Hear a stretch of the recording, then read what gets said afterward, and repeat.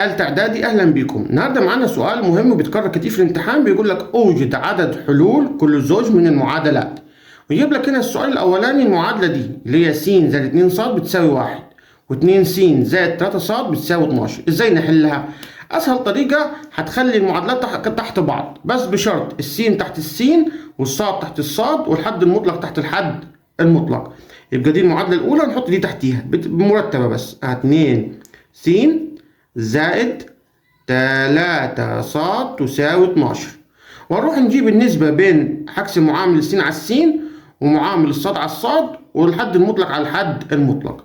هنا في واحد مخفي، يبقى 1 على 2، يبقى 1 على 2 يساوي، ونحط علامة حساب بعدين هنشوف ايه هنعمل.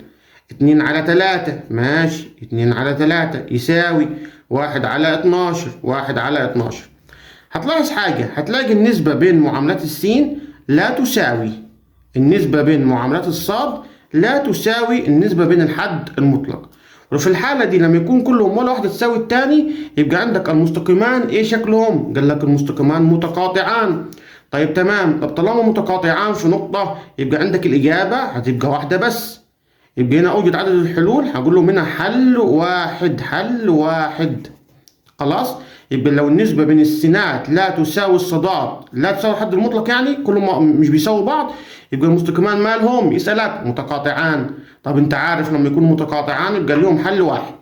طب تعالى نشوف السؤال ده برضو نفس الكلام، هنخلي السين تحت السين والصاد تحت الصاد والحد المطلق تحت الحد المطلق، بس طبعا دي تترتب شوية. يبقى 2 على 3 س دي هتروح الناحية التانية، خلي بالك هتغير الإشارة، هتبقى سالب 2 على 3. الصاد زي ما هي موجبة تبقى موجب، طبعا الصاد قاعدة في مكانها، موجب صاد تساوي 2 على 3 دي برضو ايه قاعدة في مكانها الناحية التانية اهياتي 3. يبقى بس دي بس اللي وديناها الناحية التانية وغيرنا الشرطة طبعا. ماشي، تعالى كده نقسم ده على ده وده على ده وده على ده. طبعا دي لو هي صعبة عليك ممكن تقسمها بالآلة اللي هي 2 اهياتي 2، لا هتبقى هتكون 2 على اللي هي دي، خلي بالك تمام، سالب 2 على 3. هيطلع لك هنا كام؟ يبقى هنا سالب 3. يبقى لما قسمت معامل السين، وعندي هاتي هنا في سين، لما قسمت معامل السين على معامل السين طلع سالب 3. طيب يلا هنا دي سهلة، سالب 3 على موجب 1 برضو فيها السالب 3. طيب 6 على 3 فيها الكام؟ فيها الاتنين. هنا هتلاحظ حاجة، هتلاقي النسبة بين معاملات السين ساوت النسبة بين معاملات الصاد لا تساوي الحد المطلق. خلي بالك دي ما تساويش دول طبعا. طالما النسبة بين معاملات السين ساوت النسبة بين معاملات الصاد يبقى المستقيمان دول مالهم؟ دول متوازيان. طيب تمام، طب هما لما يكونوا متوازيان ليهم كام حل؟ ولا حل، صفر. ليه؟ عشان المستقيم ده مقطعش المستقيم خالص، ما لمسوش خالص، ده بعيد وده في حاله وده في حاله. يبقى عدد الحدود هنا كام؟ هنا صفر، منهمش ولا حل خالص. خلاص؟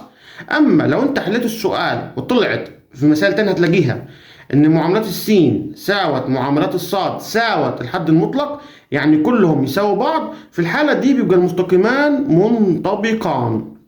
خلاص؟ يعني ايه منطبقان؟ يعني هنا كلهم دول ينفعوا حلول. طب هنا عدد الحلول، هنا هقوله عدد لا نهائي. الحتة دي مهمة، خلاص ركز عليها كويس. يبقى لو معامل السين مش بيساوي معامل الصاد، من البداية تعرف ان انت عندك حل واحد وان المستقيمان متقاطعان. طيب معامل السين ساوى معامل الصاد لكن ما سواش الحد المطلق، يبقى كده انت الاجابه عندك بكام؟ او المستقيمان مالهم؟ متوازيان. طيب متوازيان ايه عدد الحلول؟ صفر، مفيش ولا حل ليهم، ما لمسوش بعض في اي نقطه. طب هنا لو حل سؤال تاني جالك، يعني هتجيب النسبه بين معاملات السين الى معاملات الصاد الى الحد المطلق، لو كلهم قد بعض يعني كلهم يساووا بعض يبقى عندك المستقيمان منطبقان. طب ايه عدد الحلول عندك؟ عدد الحلول عدد لا